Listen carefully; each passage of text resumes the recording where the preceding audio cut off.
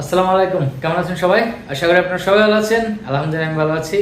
আমি সচরাচর যে কন্টেন্টগুলো নিয়ে আসি সেগুলো নিয়ে আসছি আজকে লিডারশিপ নিয়ে। লিডারশিপের যে একটা ক্যাটাগরি আছে, যে সাফল্য অর্জনের মাধ্যমেই কিন্তু লিডারশিপের যে ব্যাপারগুলো আছে এগুলো সুন্দরভাবে ফুটে ওঠে। তো সেটা কীরকম, যে আপনি ভালো লিডার তার মানে এই না যে আপনাকেই সাফল্যের জন্য যে একটা পুরস্কৃত হইতে হবে ওইরকম কিছু না। আপনি তখনই পুরস্কৃত পাবেন যখন আপনার ফলোয়ার্স আছে, আপনাকে যে ফলো করেন, সে যদি পুরস্কৃত পায়, যে সে একটা ভালো কাজ করার পরে সে পুরস্কৃত হয়েছে, সেটাই আপনার সার্থকতা। কারণ আপনি তাকে ভালোভাবে শিখাতে পেরেছেন।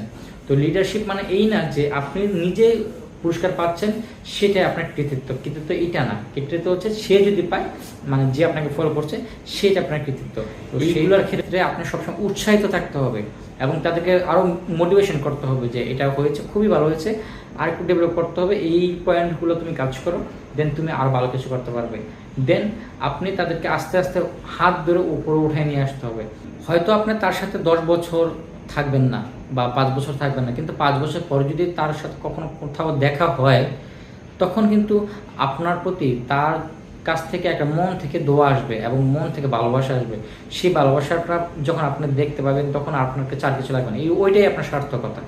ওকে, তো আপনি সবসময় চেষ্টা করবেন যে অন্যের সফলতা দেখে হাসার জন্য, খুশি থাকার জন্য।